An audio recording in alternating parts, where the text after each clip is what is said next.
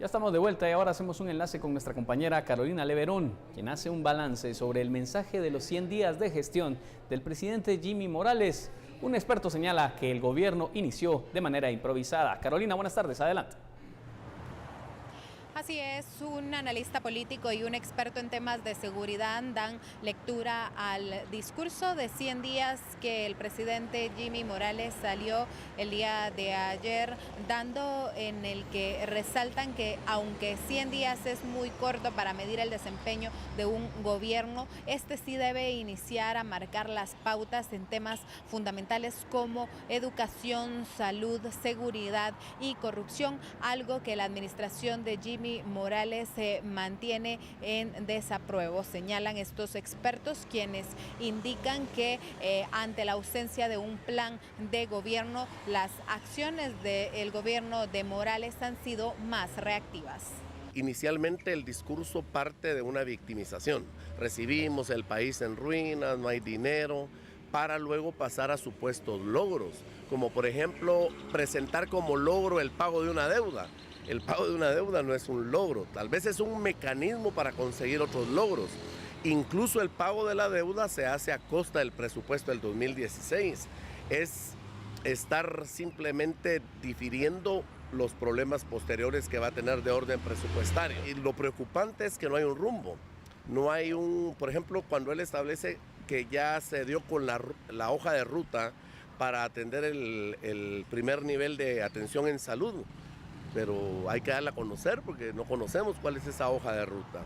Él se apropia, por ejemplo, de la convocatoria a las reformas del sector justicia, y desde noviembre de 2014 el comisionado convoca y precisamente ya hace el planteamiento de la necesidad de hacer reformas en el sector justicia y en la Constitución Política de la República. Vemos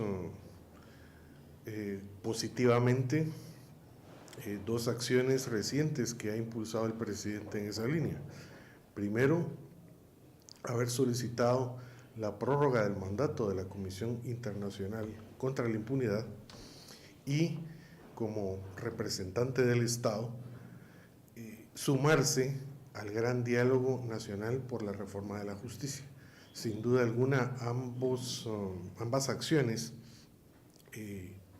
las vemos positivamente, dado que la necesidad de reformar el sistema y consolidar un auténtico Estado de Derecho son sentidas por todos los guatemaltecos.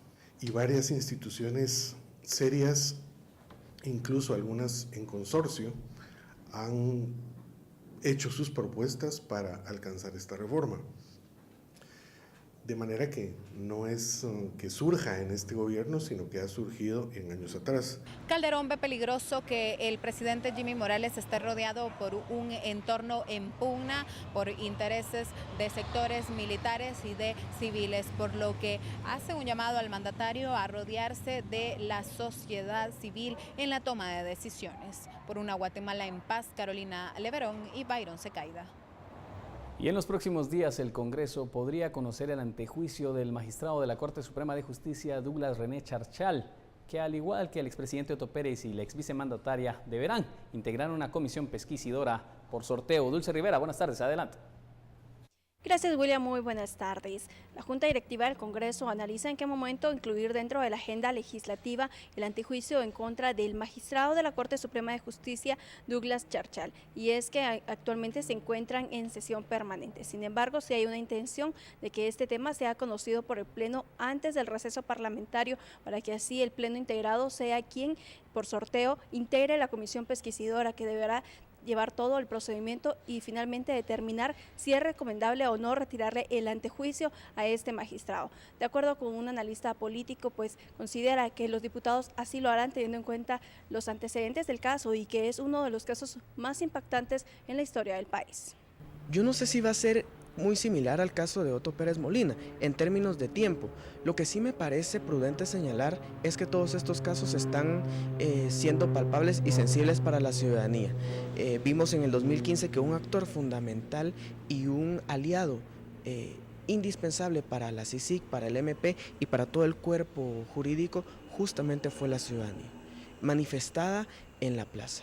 Entonces pareciera ser que el caso del magistrado Charchal pues va por esa ruta de aprobación y que justamente se someta a la justicia y se le demuestre si en efecto es culpable de los delitos que se le acusan. Recordemos que este caso será similar al de Otto Pérez Molina y Roxana Valdetti, debido a que ocupan altos cargos, pues tiene que llevarse todo un procedimiento, entre estos integrar la comisión pesquisidora, que se evalúe el proceso, se determine si es recomendable o no retirarle el antejuicio y que el expediente retorne nuevamente a la Corte Suprema de Justicia. Por una Guatemala en paz, Dulce Rivera y Noé Medina. Y vecinos de la colonia El Frutal y El Mezquital en Villanueva manifestaron por la falta de servicios a los sistemas de drenaje, bloqueando los carriles de acceso al Transmetro. El paso a esta hora ya ha sido liberado. Cristian Martínez con la información. Cristian, adelante. Así es, muy buenas tardes. Ubicados nosotros en el ingreso hacia la central de mayoreo, específicamente en este mercadito de la colonia El Mezquital, podemos observar cómo diferentes manifestantes inconformes ante la situación que se atraviesa han bloqueado el carril principal de la entrada a la central de mayoreo. Esto porque no se le ha dado una adecuada limpieza a los tragantes, a los drenajes en este lugar, los cuales han colapsado. Por este lugar se encuentra también doña Blanca Asturias, quien nos va a informar un poco más acerca de este tipo de medidas que están tomando en torno a estos drenajes que no se han venido a limpiar. Sí, la verdad que es muy lamentable, ¿verdad?, tener que llegar a estas medidas de hecho. ¿Por qué razón? Porque se llama, se pide auxilio y no vienen las municipalidades. Vemos con mucha preocupación esas grandes cochinadas, mire, ¿por qué? Por un mal trabajo que hacen. Este es un drenaje que se tapa por años, se tapa y se vuelve a destapar, se tapa y se vuelve a destapar. Entonces, ¿qué vamos a hacer si la municipalidad fue la que propició todo esto? Solamente cobran y cobran impuestos, cobran agua, le suben cada vez al canon de agua también, cobran el y cobran todo, pero no vienen a hacer limpieza y también somos los usuarios del Transmetro, por lo tanto tenemos un derecho a que nos vengan a prestar un servicio como debe de ser. Es así como de esta manera los vecinos inconformes de la ruta hacia Villanueva, Frutal y Enriqueta han bloqueado estos carriles principales a la central de mayoreo hasta que sean solventadas sus demandas. Por una Guatemala en paz, Cristian Martínez y Emilio Artiga. Y en otras noticias, el Consejo Nacional de Áreas Protegidas denunció ante el Ministerio Público a las empresas El Álamo y La Pasión por tala ilegal en la reserva de la biosfera Sierra de las Minas. El área equivale a más de 22 hectáreas dañadas que suman aproximadamente 800.000 quetzales en trozos de madera. La denuncia fue realizada por autoridades de San Agustín a Cazahuastlán, El Progreso, y permitieron también realizar una investigación y una inspección en las áreas autorizadas con licencia, y se estableció que había una extralimitación a lo permitido, mientras el otro caso es una tala completamente legal en áreas autorizadas. Recordemos que la Sierra de las Minas también fue severamente dañada por la explotación ilegal de jade, que hasta el día de hoy no se ha dado con los responsables. Hacemos una pausa comercial, ya está con nosotros Alejandra Martínez y luego de este corte nos tendrá información importante del mundo. Alejandra, bienvenida. Buenas tardes, buen inicio de semana, ya todo está listo para informarles e iniciar con noticias que se desarrollan en Centroamérica. Ya volvemos.